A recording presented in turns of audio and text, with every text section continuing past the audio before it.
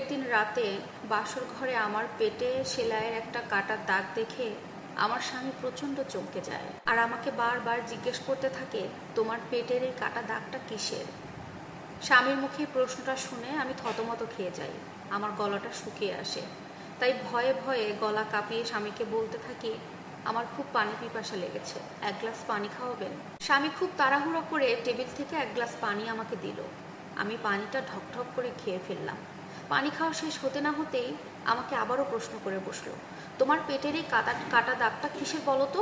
তখন আমি ভয়ে জড়সড় হয়ে কাঁপা কাঁপা গলায় বলতে লাগলাম, দেখুন, এই কাটা দাগটা কিসের এটা আপনাকে বিয়ের আগে জানাতে চেয়েছিলাম, কিন্তু আমার মা আমাকে জানাতে দেয়নি।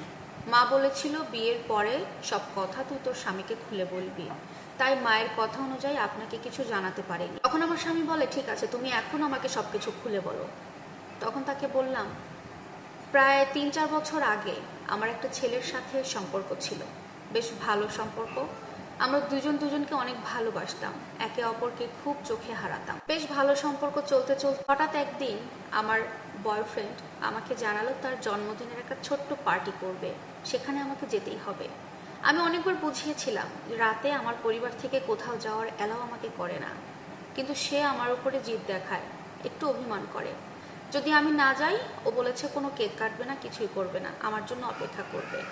যেহেতু ওকে আমি ভালোবাসি আর ভালোবাসার মানুষের একটু খুশি দেখতে পেলে খুব ভালো লাগে, তাই চিন্তা করলাম ঠিকঠাক করে ম্যানেজ করে ওর বাসায় যাব, ওর পার্টিতে। যে কথা সেই কাজ, বাড়িতে মিথ্যা কথা বলে ওর বাসায় যাই, ওর পার্টিতে। আমি যাওয়ার পরেও খুব খুশি হয়, কেক কাটে, অনেক আনন্দ করে। কিন্তু হঠাৎ করে আমার মাথাটা ঘুরে যায়, আমি সেন্সলেস হয়ে যাই। তারপরে আমার সাথে কি হয় আমি জানি না। যখন আমার ঘুম ভাঙে তখন দেখতে পাই আমি আমার বাসায় বিছানায় শুয়ে আছি। মাকে জিজ্ঞেস করলে মা বলে, আমার একটা বান্ধবী আর একটা বন্ধু এসে আমাকে রেখে গেছে। তখন বুঝতে পারি আমাকে হয়তো আমার বয়ফ্রেন্ডই বাসায় পৌঁছে দিয়ে গেছে। এভাবে বেশ কিছুদিন যাওয়ার পরে হঠাৎ করে শরীরটা খারাপ হয়ে যায়, মাথা ঘুরে পড়ে যায়, বমি হয়। ডাক্তারকে ডাকা হয়, ডাক্তার এসে যখন চেক আপ করে আমাদেরকে জানায় আমি প্রেগনেন্ট। এ কথা শুনে আমি যতটা চমকে উঠেছি, আমার পরিবারের সবাই চমকে ওঠে। আমি কিছুতেই বুঝতে পারছিলাম না আমি প্রেগনেন্ট হলাম কিভাবে।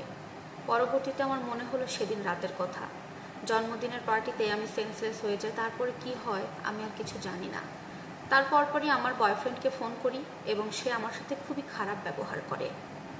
ও বলে, তোকে আমি ইউজ করার জন্য এতদিন তোর সাথে ভালো ব্যবহার করেছি, তোকে আমার ইউজ করা শেষ, তোর সাথে আমার সম্পর্কও শেষ, এরপর থেকে তুই আর আমাকে কখনো ফোন দিবি না।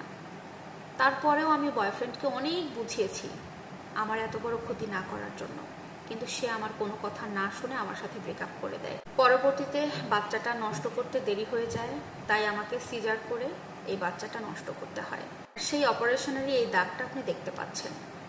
আমার স্বামী আমার মুখে এই কথাটা শোনার পরে আমাকে সরাসরি বলে দেয়, তুমি যদি এই কথাটা তোমার বিয়ের আগে আমাকে বলতে, তাহলে আমি ভেবে দেখতাম তোমাকে বিয়ে করবো কিনা, কিন্তু আমাকে বিয়ে করার পরে ঠকিয়ে এভাবে পরে জানানোর কারণে আমি তোমার সাথে সংসার করতে পারবো না।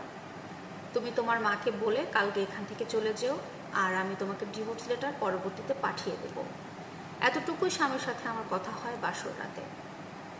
সত্যি কথা বলতে, ভালোবাসার মানুষকে সুখী করতে গিয়ে, খুশি করতে গিয়ে, ভালো লাগার মানুষকে, ভালোবাসার মানুষকে একটু ভালোবাসতে গিয়ে আমি আমার জীবনটাই নষ্ট করে ফেলেছি। না পেলাম স্বামী, সুখের সংসার, না পেলাম ভালোবাসার মানুষকে।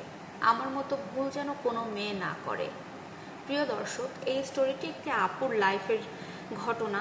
আপনাদের কাছে ঘটনাটা কেমন লাগলো অবশ্যই কমেন্ট করে জানাবেন। আল্লাহ হাফেজ।